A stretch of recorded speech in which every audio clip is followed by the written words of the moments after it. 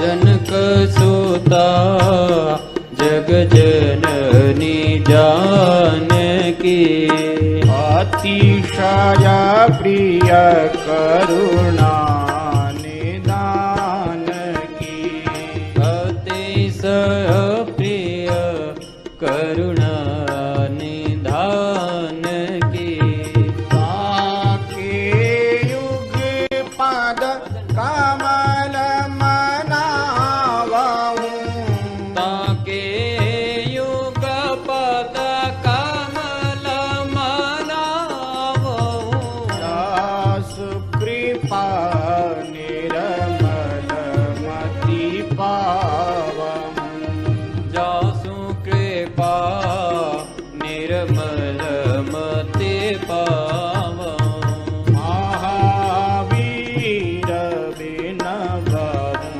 हनुमाना महावीर विनवहु हनुमाना राम जासु जस आप बखाना नाम जासु जसो आप बखाना प्रणवहु पवन कुमार कलबन पावक ज्ञान घन प्रणवौ पवन कुमार कलबन पावक ज्ञान घन जासु हृदय आगार बसहि राम सर चाप धर जासु हृदय आगार बसहि राम सर चाप धर कुंद इंदु समदेह कुमार मन करुणा अयन कुंद इंदु समदे कुमार मन करुणायन जाहि दीन बरनेह करहु कृपा मर्दन मयन जाहि दीन पर नेह करूं कृपा मर्दन मयन सिय राम मय सब जग जानी सिय राम मय सब जग जानी करहु प्रणाम जोरी जुग पानी करहूं प्रणाम जोरी जुग पानी मंगल भवन अमंगल हारी मंगल भवन मंगल हारी द्रवहु सदशरथ अजीर बिहारी द्रवहु सुदशरथ अजीर बिहारी श्री राम जय जय राम श्री राम जय जय राम श्री राम जय जय राम श्री राम जय जय राम श्री राम जय जय राम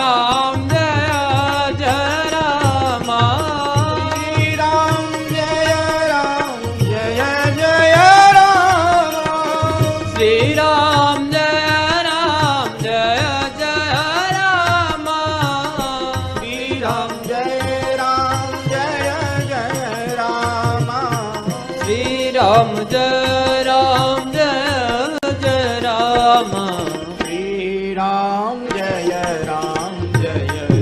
जय राम श्री राम जय जय राम श्री राम जय जय राम श्री राम जय जय राम श्री राम जय जय राम श्री राम जय जय राम बोलिए वृंदावन बिहारी लाल की जय परब्रह्म सद्गुरु प्रणम्य पुनि सब संत नमोय हरि रामामुर भुवन में या पद समान कोय सतगुरु से दीवी नदी परब्रह्म स्वां प्रणाम अनंत कोटि संत रामदास निज दिन करऊं सलाम। नमो राम गुरुदेव जी जन त्रिकाल के वंद, विघ्न हरण मंगल करण रामदास आनंद। परब्रह्म गुरु वंदना पुनि नमस्कार कर जोड़, जन जिया राम की विनती लीजो अनंत करो। सतचित सुखमय अचल सम रहत सकल तीतराम, अलख अगुण अरुगुण सहित नित प्रति करहूं प्रणाम। अनंत कोटि ब्रह्मांड नायक सच्चिदानंद घन स्वरूप सर्वाधार सर्वांतर्यामी अकारण करुणा वरुणालय शरणागत वत्सल दीन वत्सल भक्तवांछा कल्पतरु तड़िद्युत विनिंदित पीताम्बरधारी भगवान श्री कृष्ण एवं उनकी आह्लादिनी शक्ति उनकी प्रेम शक्ति श्री राधा रानी के श्री चरण कमलों में सादर कोटिशः नमन।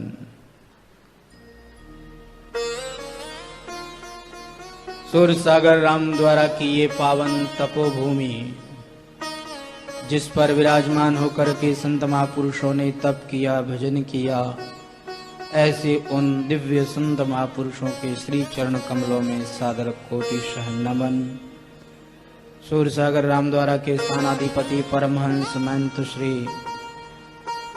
राम प्रसाद जी महाराज, मंचस्थ विराजमान संत वृंद, कथा पंडाल में पधारे हुए सभी श्रद्धालु भक्तगण, श्रद्धामयी प्रेममयी मातृशक्ति का हार्दिक अभिनंदन।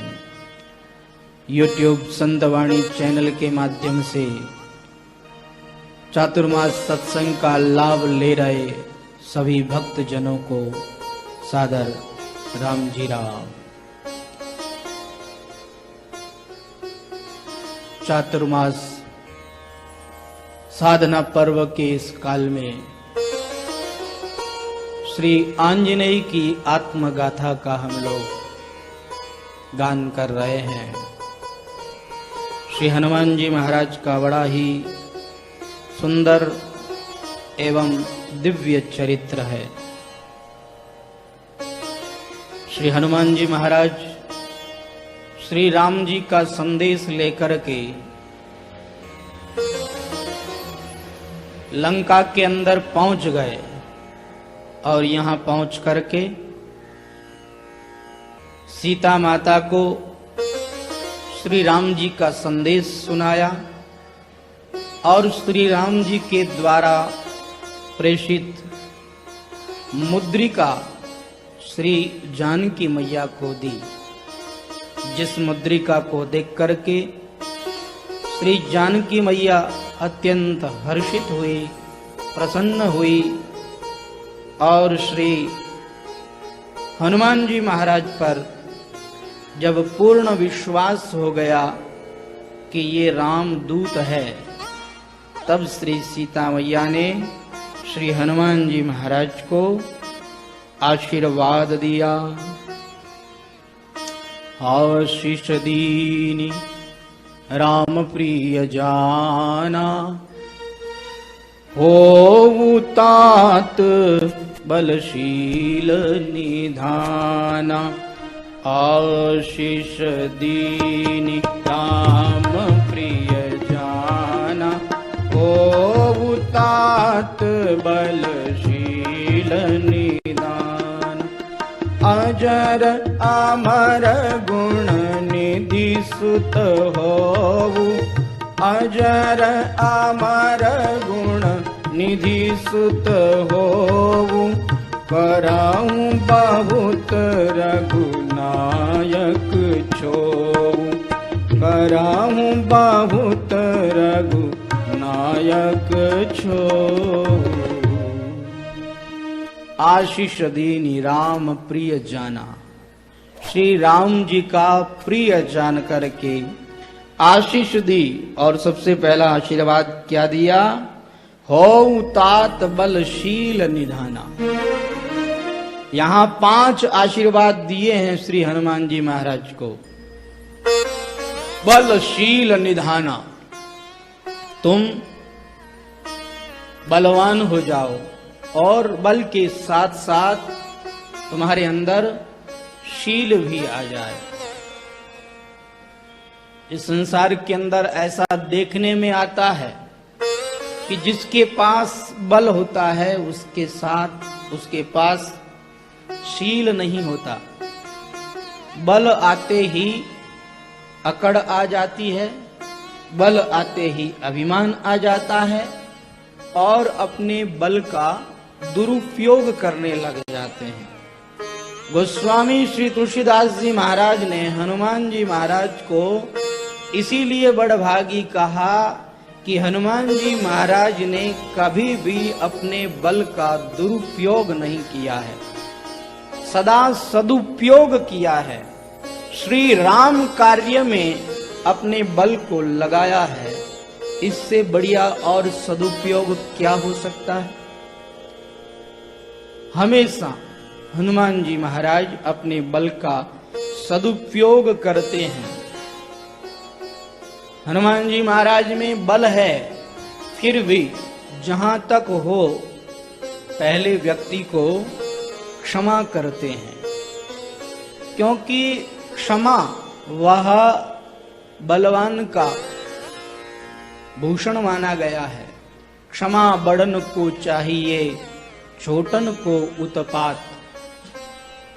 बड़े लोगों को हमेशा क्षमा करना चाहिए। तो श्री हनुमान जी महाराज जहां तक कोशिश हो पहले क्षमा करते हैं, फिर जब व्यक्ति नहीं मानता तब फिर उसे दंड देते हैं। लेकिन दंड में भी सामने वाले का भला हो उतना ही दंड देते हैं। दंड देने में भी हनुमान जी महाराज ने किसी का बुरा नहीं किया, उसमें भी उनका भला ही किया है। कई लोगों के अंदर खुद के अंदर बल होता नहीं, बिल्कुल कृशकाय होते हैं, दुबले पतले। और देखो उनको किसी के साथ लड़ाई हो जाए, झगड़ा हो जाए तो कितना बोलते हैं, खुद पीट लेते हैं, खुद मार खा लेते हैं, लेकिन बोलना नहीं छोड़ते। अरे तुम हमें जानते नहीं, हम ये कर देंगे, हम वो कर देंगे। कोई बीच में आकर के छुड़ा दे तो उसी से कहेंगे तुम बीच में आ गए, अन्यथा हम तो आज न जाने क्या से क्या कर देते। अरे तुमने खुद ने मार खाई है, तुम क्या कर लेते, लेकिन नहीं, तुम बीच में आ गए इसलिए आज वो बच गया। बचा तो खुद है लेकिन बड़ी बड़ी बातें करता है, तुम बीच में आ गए इसलिए बच गया। और फिर ऊपर से ये कहेंगे, अगर हम समझाने का प्रयास करें कि ये लड़ाई झगड़े में क्या रखा है, मत किया करो, ये लड़ाई झगड़ा बंद करो, ये तो कहता ठीक है आपने कह दिया इसलिए मैंने माफ कर दिया। अब ये क्षमा करना मजबूरी है या महानता है? मजबूरी है। क्षमा नहीं करे तो कर भी क्या सकते हैं, क्या उखाड़ लोगे तुम? लेकिन लोगों की इस तरह की क्षमा करने की प्रवृत्ति है, खुद की चलती नहीं तो कह देते हैं जाओ हमने क्षमा किया। श्री हनुमान जी महाराज के साथ ऐसा नहीं। हनुमान जी महाराज परम बलवान है, लेकिन परम बलवान होने के साथ साथ पहले क्षमा करते हैं और फिर दंड देते हैं, वह भी सामने वाले का हित करने के लिए। श्री हनुमान जी महाराज को माता सीता ने यही आशीर्वाद दिया कि तुम बलवान और शीलवान हो जाओगे। बलवान और शीलवान होने का आशीर्वाद दिया और कहा अजर अमर गुण निधि सुत हो, तुम अजर हो जाओगे। अजर का क्या मतलब होता है? अजर यानी तुम्हें बुढ़ापा नहीं आएगा। अब इस वरदान को आप दोनों दृष्टि से देखो।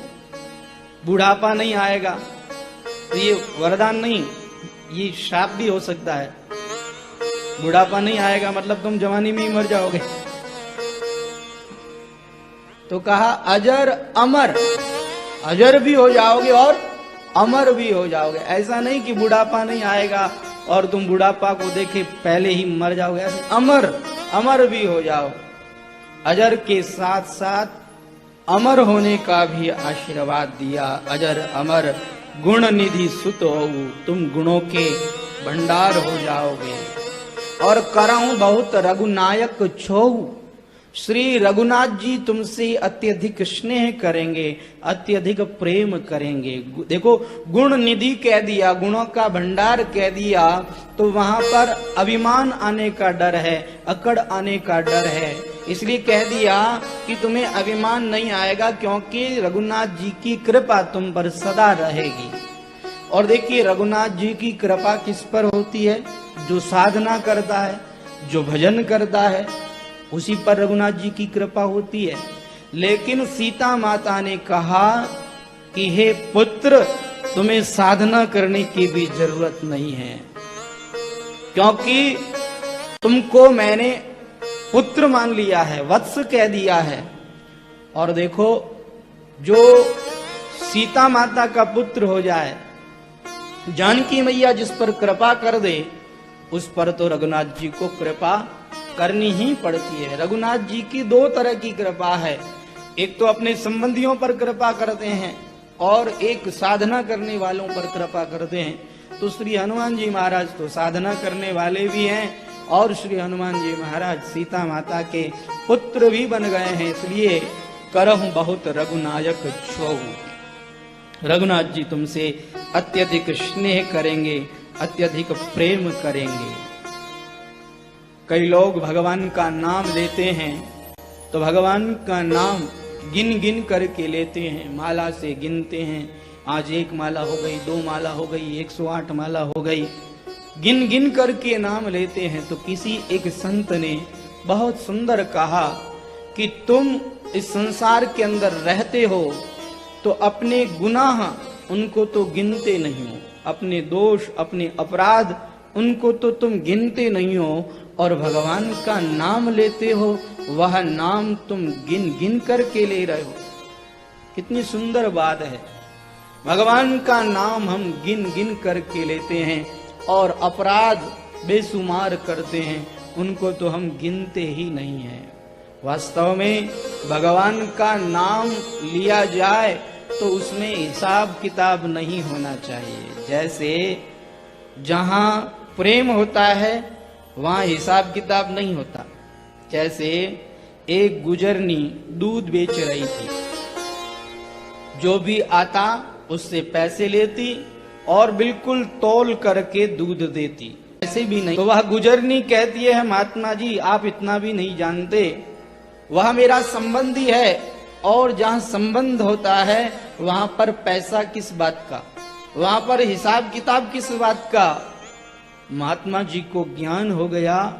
महात्मा जी सोचने लगे कि मैं तो भगवान से प्रेम करता हूं, भगवान मेरे संबंधी हैं, मैं तो उन भगवान का नाम गिन गिन करके लेता हूं, हिसाब किताब रखता हूं, आज इतना नाम लिया, आज उतने नाम लिए, लेखा जोखा रखता हूं। जबकि ये गुजरनी कितनी अच्छी बात कह गई कि जहां संबंध होता है, जहां प्रेम होता है, वहां पर हिसाब किताब नहीं रखा जाता है। वो महात्मा रोते हुए भगवान के भजन में मस्त हो गए। कहा आज से मैं भी भगवान का नाम लेऊंगा, लेकिन भगवान के नाम को गिनूंगा नहीं। श्री हनुमान जी महाराज भगवान के संबंधी हैं, भगवान के प्रेमी हैं। पहले हनुमान जी महाराज सेवक बने हैं और आज तो श्री सीता माता ने इनको सुत बना लिया है, पुत्र बना लिया है। इसलिए हनुमान जी महाराज के मन में जरा सा भी अभिमान नहीं है, अहम शून्य है श्री हनुमान जी महाराज।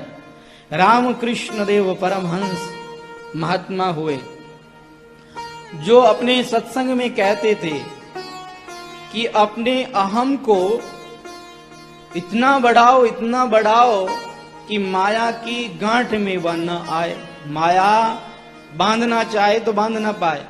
या फिर इतना छोटा करो, इतना छोटा करो, इतना छोटा करो कि माया उस अहम को पकड़ ही न पाए। कहने का मतलब यह है कि बिल्कुल अहम शून्य हो जाओ।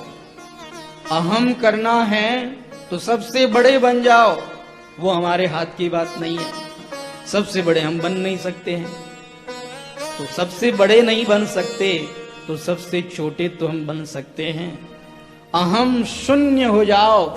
जहां अहम शून्यता आएगी, लेश मात्र भी जहां अहम नहीं रहेगा, वहां पर इस प्रकार की कृपा होती है।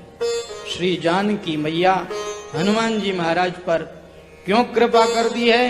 क्योंकि श्री हनुमान जी महाराज अहम शून्य हैं, उनके भीतर अभिमान लेश मात्र भी नहीं है। श्री हनुमान जी महाराज यहाँ पहले सेवक बने हैं और आज सीता माता के पुत्र बने हैं। तो ये उल्टा क्यों हुआ? पहले पुत्र फिर सेवक बना जाता है, लेकिन हनुमान जी महाराज पहले सेवक बने फिर पुत्र बने। कहा देखो भक्ति में उल्टा ही होता है। भक्ति में बड़े व्यक्ति भी छोटे बन जाते हैं। भक्ति में अहंकार गल जाता है, अहम शून्य हो जाता है, तो भक्ति में हम छोटे बन जाते हैं। भक्ति में अभिमान नहीं रहता, इसलिए छोटे बढ़ जाते हैं। सीता जी ने सुत स्वीकार किया श्री हनुमान जी महाराज को, तो श्री राम जी ने भी स्वीकार किया। आप देख लीजिए, सुंदरकांड से पहले श्री राम जी ने हनुमान जी को सुत कहकर के नहीं पुकारा, पुत्र कहकर के नहीं पुकारा। माता सीता ने यहाँ पर अजर अमर गुण निधि सुत हो, सुत कहकर के पुकार लिया, वत्स कहकर के पुकार लिया। तो श्री राम जी ने भी आगे जाकर के हनुमान जी को भी सुत कहा है। जैसे हनुमान जी वापस जाते हैं, प्रभु श्री राम के चरणों में निवेदन करते हैं और लंका का सारा हाल बताते हैं, तो उस समय में श्री राम जी अत्यधिक प्रसन्न हो जाते हैं। सीता मैया के बारे में सुनकर के, लंका के बारे में सुनकर के श्री राम जी वहां क्या कहते हैं कि सुन सुत तो ही उरीण मैं नाई। हे सुत, हे हनुमान, हे वत्स, आज तुमने जो मेरा ये कार्य किया है, तुमने जो मेरे पर ये उपकार किया है, इस उपकार का मैं बदला नहीं चुका सकता। श्री राम जी ने भी श्री हनुमान जी को सुत कहा है, लेकिन श्री सीता माता के कहने के बाद में कहा है। श्री हनुमान जी महाराज की क्या दशा हो जाती है? हनुमान जी महाराज त्राहि माम कहते हुए प्रभु के चरणों में गिर जाते हैं। बार बार प्रभु चाहि उठावा, प्रेम मगन तेई उठब न आवा।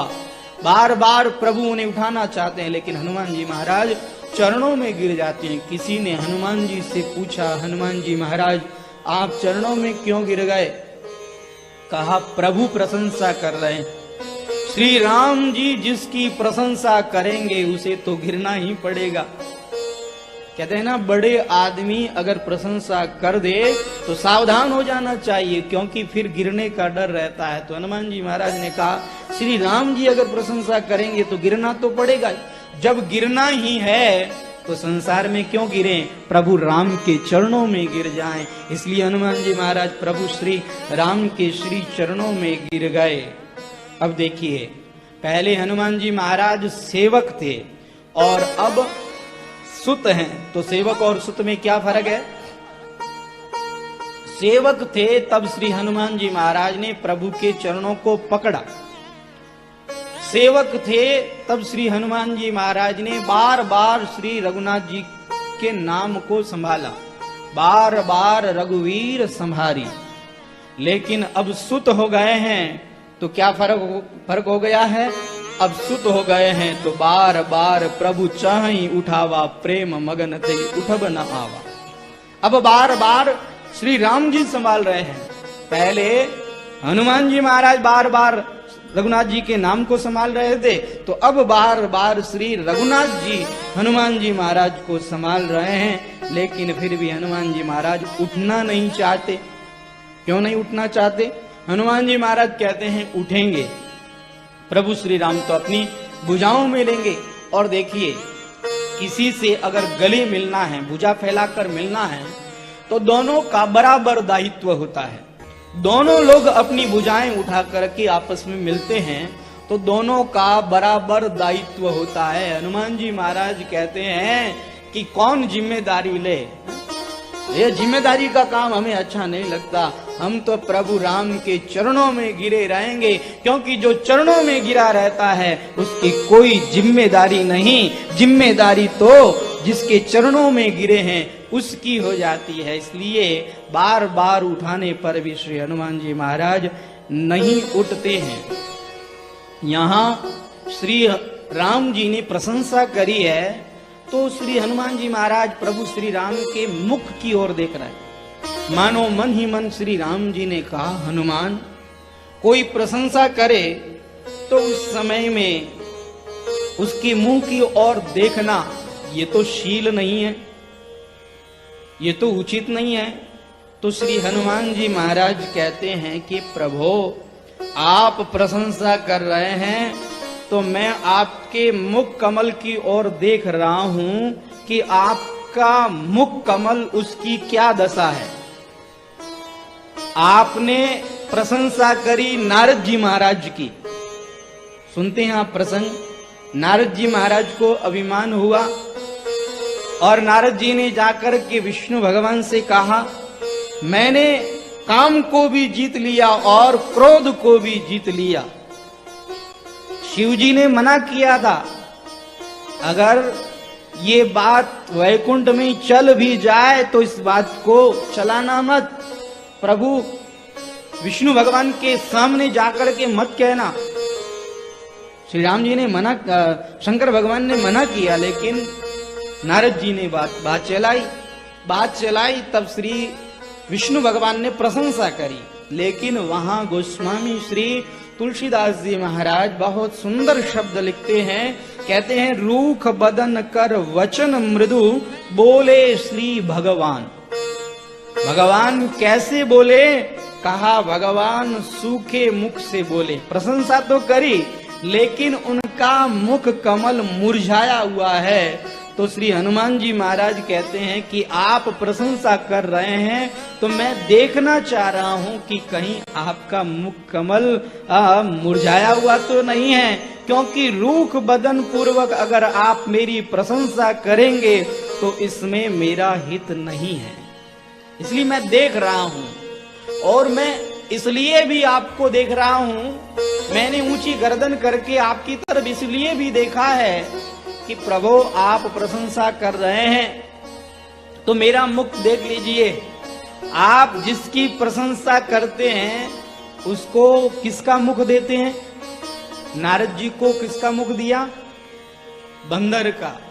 हनुमान जी महाराज कहते हैं प्रशंसा के बाद में आप बंदर का मुख देते हैं, मेरा तो पहले से ही बंदर का ही मुख है, इसलिए प्रभु मेरी ओर देख लीजिए। इसलिए मैं आपकी ओर देख रहा हूं। तो वहां श्री हनुमान जी महाराज को श्री राम जी ने सुत कह कर के पुकारा, क्योंकि श्री जानकी जी ने भी उनको स्वीकार कर लिया तो श्री राम जी ने भी स्वीकार कर लिया। श्री हनुमान जी महाराज कहते हैं कि मैं तो धन्य हो गया, क्योंकि मुझे श्री जानकी मैया ने भी पुत्र कह दिया और श्री राम जी ने भी पुत्र कह दिया। श्री राम जी और जानकी जी जिसे पुत्र मान ले तो उसका तो जीवन धन्य हो जाता है। उसके लिए फिर क्या बाकी रह जाता है? कुछ भी बाकी नहीं रहता है, क्योंकि ये संसार के संबंध तो झूठे संबंध है, ये तो यहीं के यहीं रहने वाले हैं। अरे भगवान का संबंध ही साथ चलने वाला है। अगर हम भगवान को अपना माता पिता मान लें और भगवान अगर हमें पुत्र रूप में स्वीकार कर लें तो फिर हमारे लिए कुछ भी करना शेष नहीं रहेगा। तो आइए हम सब लोग भी हनुमान जी महाराज की तरह श्री राम जी को अपना पिता मान लेवें और श्री जानकी जी को अपनी माता मान लेवें। राम जी हमारे बापू सिया जी मेरी मैया है, राम जी हमारे बापू, सिया जी मेरी मैया है, राम जी हमारे बापू, सिया जी मेरी मैया है, राम जी हमारे बापू, सिया जी मेरी मैया है। हरि बोल।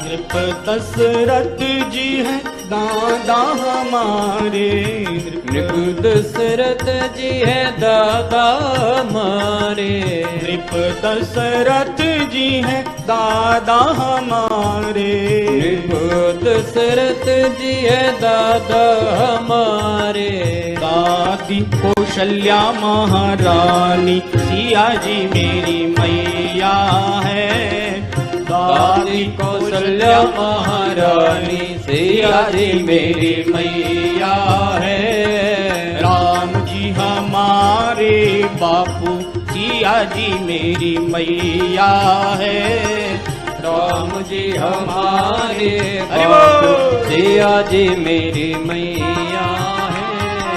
जय हो।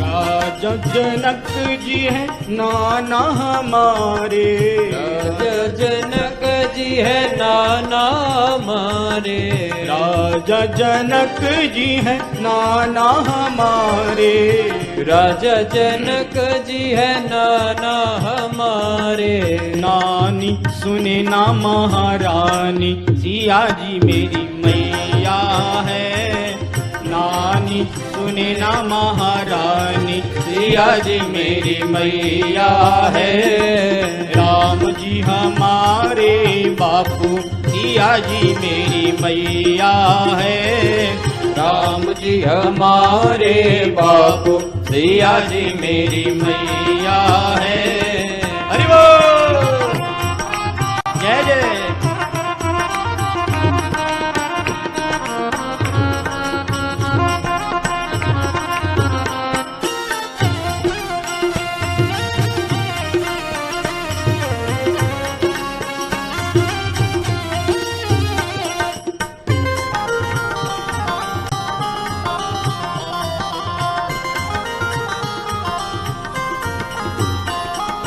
लक्ष्मी निधि है मामा हमारे, लक्ष्मी निधि है मामा हमारे, लक्ष्मी निधि है मामा हमारे, लक्ष्मी निधि है मामा हमारे, मामी है सिद्धि महारानी, सिया जी मेरी मैया है, मामी है सिद्धि महारानी, सिया जी मेरी मैया है, राम जी हमारे बापू, सिया जी मेरी मैया है, राम जी हमारे बापू, सिया जी मेरी मैया है। हरि बोल। जय जय।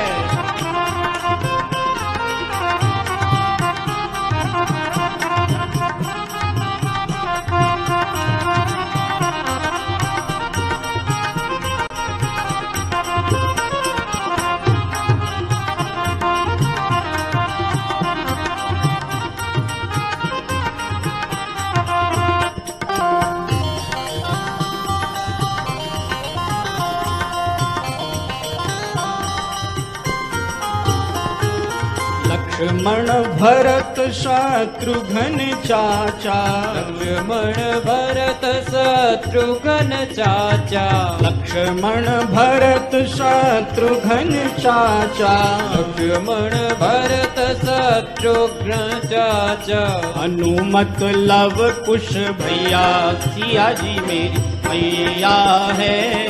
हनुमत लव कुश भैया सिया जी मेरी मैया है। राम जी हमारे बापू सिया जी मेरी मैया है।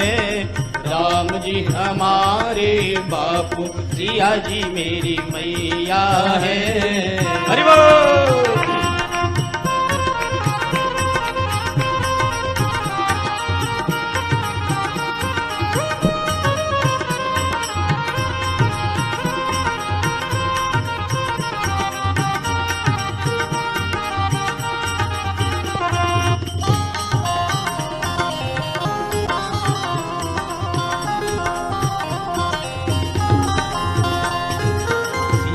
शरण है दास तुम्हारो सिया शरण है दास तुम्हारो सिया शरण है दास तुम्हारो सिया शरण है दास तुम्हारो।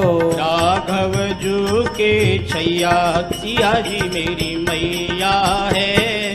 राघव जू के छैया सिया जी मेरी मैया है। राम जी हमारे बापू सिया जी मेरी मैया है। राम जी हमारे बापू सिया जी मेरी मैया है। राम जी हमारे बापू सिया जी मेरी मैया है। राम जी हमारे बापू सिया जी मेरी मैया है। सिया जी मेरी मैया है। सिया जी मेरी मैया है। श्री राम जी हमारे पिताश्री हैं और श्री जानकी जी हमारी माताश्री हैं। नृप दशरथ जी है दादा हमारे और दादी कौशल्या महारानी। राजा जनक जी है नाना हमारे और नानी सुनैना महारानी। लक्ष्मी निधि है मामा हमारे और मामी है सिद्धि महारानी। लक्ष्मण भरत शत्रुघ्न चाचा हनुमत लवकुश भैया सिया शरण है दास तुम्हारो राघव जू के छैया। तो श्री राम जी के साथ हम लोगों को भी एक घनिष्ठ संबंध बना लेना चाहिए। अगर ऐसा संबंध हमने श्री राम जी के साथ बना लिया तो हमारा मानव जीवन सार्थक हो जाएगा। इस भव सागर से हमारा बेड़ा पार हो जाएगा और संसार से अगर संबंध बनाया तो ये 84 लाख की योनि तैयार हो जाएगी। 84 लाख योनियों से आए हैं और फिर वापस उसी मार्ग पर चले जाएंगे। जैसे सूरदास जी एक किले के अंदर घुस गए, अब उसमें बाहर निकलना चाहते हैं। सूरदास जी को दिखता नहीं है। दीवार पर हाथ रख करके वो बाहर निकलने का प्रयास करते हैं कि दीवार पर हाथ रख करके चलूंगा, दरवाजा आएगा, मुझे पता लग जाएगा और मैं बाहर निकल जाऊंगा।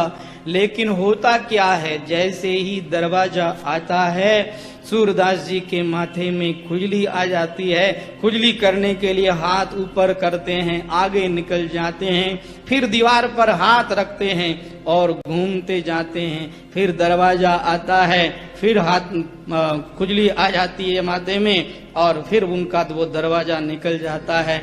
इस तरह बार बार वो निकलना तो चाहते हैं लेकिन माथे में खुजली आ जाती है और वो निकल नहीं पाते हैं। यही हालत हम सब लोगों की भी है इस संसार के अंदर। हम चाहते हैं कि हम भी भवसागर से पार हो जाएं, लेकिन जैसे ही भवसागर का किनारा आता है हमारे भी माथे में खाज आ जाती है और हम भी संसार में आसक्त होकर के भगवान को भूल जाते हैं। तो अगर हमने भगवान के साथ संबंध नहीं बनाया तो ये 84 लाख योनियां फिर से तैयार है। फिर से हम इस 84 लाख योनियों के अंदर घूमते रहेंगे, भटकते रहेंगे, दुख पाते रहेंगे। इसलिए भैया सावधान हो जाएं। बहु नाम जन्म नाम अंते, बहुत जन्मों के अंतिम जन्म में अर्थात मानव जीवन में, ये मानव जीवन 84 लाख योनियों का अंत भी है और आदि भी है। अगर मानव जीवन में आकर के हमने भगवान का भजन किया तो ये 84 लाख योनियों को अंत कर देने वाला भजन करेंगे, आगे जन्म मरण नहीं होगा, तो ये 84 लाख योनियों का लास्ट हो गया, अंत हो गया। और अगर भजन नहीं करेंगे तो वापस 84 लाख योनियों में चले जाएंगे, तो ये आदि भी हो गया, ये आदि भी है, ये अंत भी है। इसी मानव जीवन से हम स्वर्ग की सीढ़ी भी चढ़ सकते हैं, वैकुंठ की सीढ़ी भी चढ़ सकते हैं और नरक की सीढ़ी में भी उतर सकते हैं। हम चाहे जहां जा सकते हैं, अलग अलग सीढ़ियां जा रही है, अलग अलग मार्ग जा रहे हैं। अब उन मार्गों को चुनना ये हमारे हाथ की बात है, तो हमें सही मार्ग ही चुनना चाहिए। श्री हनुमान जी महाराज ने जो मार्ग चुना है वही मार्ग हमें भी चुनना चाहिए। श्री हनुमान जी महाराज तो गदगद हो गए हैं, धन्य हो गए हैं। हनुमान जी महाराज कहते हैं कि मेरे जीवन में जो ये खुशी का क्षण है, ये जो खुशी का पल है, ऐसा पल मेरे जीवन में कभी नहीं आया। मेरी माता सीता, उनके हृदय से वात्सल्य उमड़ पड़ा, प्रेम उमड़ पड़ा और उन्होंने वत्स कह कर के पुकारा, पुत्र कह कर के पुकारा, बेटा कह कर के पुकारा। मेरा तो जीवन धन्य हो गया। मैंने कहा कि मेरी तो ये यात्रा सफल हो गई। अरे 100 योजन दूर से मैं आया, समुद्र को पार करके आया, कितने लोगों के साथ लड़ भिड़ करके आया, थकान थी, लेकिन माता सीता के ऐसे कहते ही मेरी सारी थकान दूर हो गई और मैं तो माता सीता के श्री चरणों में गिर गया। आहा, उस समय में मेरी माता सीता ने मेरे सर पर अपना वो वरद हस्त रख दिया। आहा, उस वरद हस्त को अपने सिर पर पाते ही मेरा तो सारा शरीर पुलकित हो उठा। अरे मेरा जीवन धन्य हो गया। मेरी माता सीता ने और मेरे पर कृपा छाया कर दी, मेरे को इतनी सुंदर सुंदर उन्होंने वरदान दे दिए। श्री हनुमान जी महाराज प्रसन्न ही नहीं, परम प्रसन्न हो गए हैं, क्योंकि यहाँ पर श्री सीता माता ने 5 वरदान एक साथ दे दिए हैं। आशीष दीनी राम प्रिय जाना, हो तात बलशील निधाना, अजर अमर गुण निधि सुत होवू, और करहूं बहुत रघुनायक छोहू। ऐसा सुंदर आशीर्वाद पाकर के श्री हनुमान जी महाराज अब क्या कहते हैं? हनुमान जी महाराज कहते हैं, माता अब मैं तो धन्य हो गया। श्री हनुमान जी महाराज ने यहाँ माता सीता को अपना वह भयंकर रूप दिखाया है। कनक भूधरा कार शरीरा, समर भयंकर अति बलवीरा। सीता माता ने जब यह आशंका करी कि हनुमान तुम तो छोटे से हो, तुम्हारी इस सेना से क्या होगा, ये राक्षस कैसे मारे जाएंगे, तब जय श्री राम की ध्वनि करके हनुमान जी महाराज ने अपना वह कनक भूधराकार शरीर दिखाया, जिसे देख करके माता जानकी को विश्वास हो गया और कहा, हनुमान छोटे बन जाओ, छोटे बन जाओ। अरे तुम्हें देखने के लिए तो मुझे ऐसे करना पड़ रहा है, तुम्हारा ऐसा विशाल शरीर देख करके अब तो मुझे पूर्ण विश्वास हो गया है कि तुम निश्चित रूप से इस रावण को दंडित करोगे, इन राक्षसों को मारोगे। हनुमान एक बात बताओ। कहा क्या? कहा हनुमान, जब तुम्हारा इतना बड़ा शरीर है तो तुम मेरे सामने छोटे बनकर के क्यों आए? श्री हनुमान जी महाराज कहते हैं, माता बेटा कितना भी बड़ा क्यों न हो, लेकिन माँ के सामने तो वो छोटा बन ही जाता है। और हे माता, आप तो श्री राम जी की शक्ति हो, श्री राम जी की शक्ति के सामने तो कोई कितना भी बड़ा क्यों ना हो वो छोटा बन जाता है। इसलिए माता मैं छोटा बन करके आया। कहा अच्छा हनुमान फिर तुम बड़े कैसे हो गए? कहा माता बड़ा तो ऐसे हो गया कि आपकी कृपा दृष्टि हो गई। जिस पर आपकी कृपा दृष्टि हो जाए वह छोटा भी क्यों ना हो वह बड़ा बन जाता है। लोकप होई बिलोकत तोरे तोई सेवत सब सिद्धि कर जोरे। आपकी कृपा से क्या नहीं हो सकता है, आपने दृष्टि डाल दी तो मैं बड़ा हो गया। सीता माता कहती है तुम छोटे थे तो फिर ऊपर जाकर के क्यों बैठे, वृक्ष पर जाकर के क्यों बैठे? कहा देखो माता ऐसा है, वृक्ष के ऊपर जो है वह खास नहीं है। वृक्ष में क्या होता है, फूल होते हैं, फूल खास नहीं, मूल तो नीचे होती है, मूल ही खास है। तो हम तो फूल के समान हैं और आप मूल के समान हैं। प्रभु हम तो आपके श्री चरणों में रहने वाले फूल हैं। माता सीता को बारंबार श्री हनुमान जी महाराज नमन करते हैं, प्रणाम करते हैं। और अब श्री हनुमान जी महाराज क्या कहते हैं कि हे माता आपको देख करके अब मुझे भूख लग गई है। माता को देखते ही पुत्र को तो भूख लग जाती है। हे माता श्री अब मैं क्या करूं, मुझे तो भूख लग गई है। जब भी मैं पैदा होता हूं तो मुझे भूख लग जाती है। जब मैं माता अंजना के यहाँ पैदा हुआ तो उस समय में भी मुझे भूख लगी। उस समय में भूख लगी तो क्या किया, सीधे आकाश में उड़ गए और सूर्य को ही हनुमान जी महाराज ने निगल लिया। आकाश में उड़े, सूर्य को निगला। इसका क्या तात्पर्य? सूर्य वह ज्ञान का द्योतक है, सूर्य प्रकाशवान है। श्री हनुमान जी महाराज ऊपर उड़े मतलब वो अहंकार से ऊपर उड़े, आकाश में गए। आकाश क्या है? आकाश शून्य है। तो वो अहम शून्य हुए और अहम शून्य होकर के उन्होंने सूर्य को निगला, अर्थात उन्होंने ज्ञान को प्राप्त किया। उन्हें ज्ञान की भूख लगी। और अब हे श्री जानकी मैया आपको देख करके भी मुझे भूख लग गई। आप भक्ति स्वरूपा हैं, आपको देख करके मुझे भक्ति की भूख लग गई है, इसलिए मैं अब आपके श्री चरणों में गिर गया हूं। भक्ति है जानकी माता और भक्ति का फल पाने के लिए नीचे उतरना पड़ता है, इसलिए मैं वृक्ष से नीचे उतर गया हूं। श्री हनुमान जी महाराज ने जिस समय में सूर्य भगवान को अपने मुख में रखा तो कहते हैं सूर्य भगवान को मुख में रखते ही हनुमान जी महाराज मौन हो गए। जब कोई अपने आप में ज्ञान को पा लेता है तो उस समय में वह मौन हो जाता है। जैसे आप सुनते हैं संत महापुरुषों की वाणी में कि उन्होंने ज्ञान प्राप्त कर लिया तो वो क्या कहते हैं, कछु लेना न देना मगन रहना।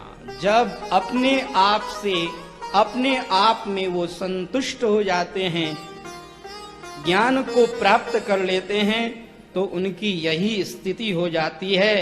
मन मगन भया तब क्या बोले, उनका मन मगन हो जाता है तो फिर वो मौन धारण कर लेते हैं। जो अपने भीतर ज्ञान को आत्मसात कर लेते हैं उनका फिर बोलने का मन नहीं होता, कुछ सुनने का मन नहीं होता, बस उसी ज्ञान में डूबे रहने का मन करता है। यही सूर्य को मुख में रखने का मतलब है। लेकिन देखो, जो पुरुषार्थ करके ज्ञान को अपने भीतर आत्मसात कर लेते हैं वो अगर नहीं बोलेंगे तो हम संसारी प्राणियों का क्या होगा? जो हम संसारी प्राणी अज्ञान रूपी अंधकार के अंदर भटक रहे हैं, उन हम संसारी प्राणियों का क्या होगा? तो हमें उन ज्ञानी महापुरुषों के द्वारा सत्संग भी मिलना चाहिए, उनके द्वारा हमें ज्ञान की प्राप्ति होनी चाहिए तो संत महापुरुषों से जाकर के निवेदन करते हैं। और जब संत महापुरुष देखते हैं कि सामने वाला योग्य अधिकारी है, तो योग्य अधिकारी को पाकर के संत महापुरुष अपने उस ज्ञान को प्रकट कर देते हैं। जैसे हनुमान जी महाराज ने सूर्य को भीतर ले लिया, तो देवताओं ने क्या की? देवताओं ने आकर के विनती करी, देवन आनी करी विनती, तब छाड़ी दियो रवि भक्ष निवारो। देवताओं ने आकर के विनती करी तो उन्होंने सूर्य को छोड़ दिया। तो पहले सूर्य को भीतर लिया, फिर उन्होंने छोड़ा। ज्ञान को पहले भीतर आत्मसात किया जाता है और फिर लोगों के हित के लिए, लोगों के कल्याण के लिए उपदेश किया जाता है। जो व्यक्ति ज्ञान को बिना आत्मसात किए लोगों को उपदेश करता है तो उसके उपदेश का लोगों पर कोई असर नहीं होता। जैसे हमारे पूज्य महाराज श्री अपने सत्संग के अंदर कहते थे, आप सब लोग भी उनके सत्संगी रहे हैं, आप लोगों ने भी सुना होगा।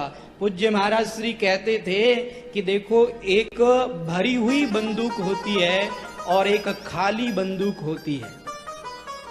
भरी हुई बंदूक, पहले बारूद से बंदूक भरी जाती थी, तो भरी हुई बंदूक उसको अगर छोड़ो तो कैसा भयानक शब्द होता है, और खाली बंदूक का अगर घोड़ा दबाओ तो बस थोड़ा सा शब्द होता है, और खाली बंदूक से सामने वाला कोई डरता भी नहीं है। भरी हुई बंदूक हो तो बड़े बड़े लोग भी छुप जाते हैं, अरे भरोसा नहीं है ये मार देगा। बड़े बड़े लोग भी डर जाते हैं भरी हुई बंदूक से। तो जो संत महापुरुष ज्ञान को अपने अंदर आत्मसात करके उसे अपने जीवन में उतार करके फिर लोगों को उपदेश करते हैं, तो उनकी वह जो बंदूक है, भरी हुई बंदूक है, और वो जो शब्द बोल देते हैं उनके शब्द का शिष्य पर, भक्त पर तुरंत असर हो जाता है और वह सब कुछ त्याग करके भगवत भजन में लग जाता है। उसे संसार समझ में आ जाता है, भगवान की माया कैसी है या समझ में आ जाता है, और वह भगवान के भजन में लग जाता है। और कोई हमारी तरह बिना ज्ञान को आत्मसात किए और ऐसे ही अगर बोलता रहता है तो उसकी वाणी का सामने वाले पर कोई असर नहीं होता। हाँ, समय सार्थक जरूर होता है, लेकिन उसकी वाणी का कोई असर नहीं होता। इसलिए सच्चे संत महापुरुष कहते हैं कि ज्ञान को आत्मसात करें, फिर किसी को उपदेश करें। जैसा उपदेश करते हैं वैसे आचरण भी होना चाहिए। वैसा अगर आचरण होता है तो उस महापुरुष के उपदेश का बहुत जल्दी असर होता है और बहुत जल्दी संसारी प्राणी भगवान में लग जाते हैं। एक बार की बात, एक महात्मा थे, साधु वेशधारी एक व्यक्ति, वह घूमता घूमता एक सदगृहस्थ के यहाँ पर पहुंच गया। उस सदगृहस्थ ने खूब आव भगत करी, खूब आदर सत्कार किया। आहा, आज तो मेरे घर पर संत पधारे, आज तो मेरे घर पर महात्मा पधारे। उसने खूब आव भगत करी और खूब महात्मा जी को बढ़िया भोजन कराया। पहले उसने महात्मा जी को स्नान करने के लिए कहा, लेकिन महात्मा जी ने कहा, भैया हम तो मस्त रहते हैं, ये बार बार क्या स्नान करना। असली साधु नहीं था, नकली साधु था। तो उसने कह दिया कि अरे मन की गंगा में हम तो स्नान रोज कर लेते हैं, बार बार कर लेते हैं, अब ये बार से बार बार क्या स्नान न करना। तो उस व्यक्ति ने सोच लिया कि ये व्यक्ति नकली है, साधु वेशधारी है लेकिन नकली साधु है। तो उसने भोजन, बढ़िया भोजन कराया।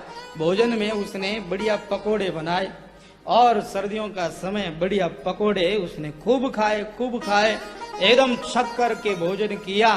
और महात्मा जी ने कहा, अब हम सोना चाहते हैं। कहा, महात्मा जी ये लीजिए, ये कमरा है, इसके अंदर आप सो जाइए। महात्मा जी कमरे के अंदर सो गए जैसे ही महात्मा जी सोए, उस गृहस्थ व्यक्ति ने बाहर से दरवाजा बंद कर दिया। अब रात में उन्हें बढ़िया भोजन किया हुआ था तो नींद तो आ गई, लेकिन घंटे 2 घंटे बाद वो बड़े खाए हुए वो अंदर फूलने लगे। तो अब तो जोर की प्यास लगी, दरवाजा खोले तो दरवाजा खुले नहीं। अब प्यास के मारे वो छटपटाने लगे और आवाज लगाई, अरे भगत जी ये क्या किया, ये दरवाजा बंद क्यों कर दिया? कहा महात्मा जी क्या हुआ? कहा मुझे बड़ी जोर की प्यास लगी है। अरे महात्मा जी आपके अंदर तो गंगा जमुना चलती है, जिस मन की गंगा में आपने स्नान किया था उसी मन की गंगा में आप 1 लोटा भर करके जल भी पी लीजिए। तो ऐसे जो पाखंडी लोग होते हैं उनके साथ ऐसा ही होता है। लेकिन श्री हनुमान जी महाराज ने अपने ज्ञान को अपने भीतर आत्मसात किया है और अब श्री सीता मैया का दर्शन पा करके हनुमान जी महाराज को भक्ति भी प्राप्त हो गई है। इसलिए हनुमान जी महाराज परम प्रसन्न हो गए हैं और सीता मैया के द्वारा आशीर्वाद पा करके तो वो अत्यंत प्रसन्न हो गए हैं। और प्रसन्न होकर के श्री हनुमान जी महाराज कहते हैं, अब कृत कृत्य भयं मैं माता, अब कृत कृत्य भयं मैं माता, आशीष तव अमोघ विख्याता, आशीष तव अमोघ विख्याता।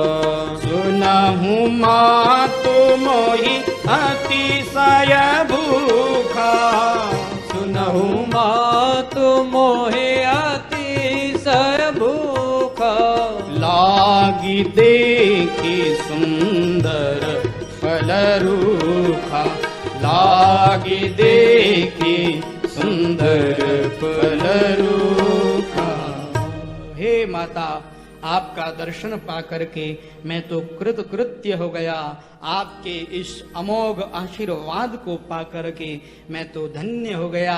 अब हे माते मुझे फल खाने की आज्ञा दीजिए। मैंने देखो 2 दिन से व्रत किया हुआ है, कुछ खाने को मिला ही नहीं है। हे माते अब मुझे भूख लगी है और ये मुझे सुंदर सुंदर फल भी दिख रहे हैं, मैं इन फलों को खाना चाहता हूँ। माता श्री हनुमान जी महाराज के बल पौरुष को देख चुकी है, हनुमान जी महाराज के उस रूप को देख चुकी है, इसलिए माता ने आज्ञा दे दी है। और श्री हनुमान जी महाराज ने अशोक वाटिका के अंदर फल खाए हैं, अशोक वाटिका को उजाड़ा है और किस किस के साथ में युद्ध हुआ है, आगे का जो वह प्रसंग है उस प्रसंग को हम लोग कल के कथा प्रसंग में सुनेंगे। आज की इस कथा को यहाँ विराम देते हैं। हमारे बीच में परम पूज्य श्री राम प्रसाद जी महाराज पधार चुके हैं, तो आइए आप श्री के श्रीमुख से शिव महापुराण की कथा का हम लोग श्रवण करते हैं। बोलिए पवन पुत्र हनुमान की जय।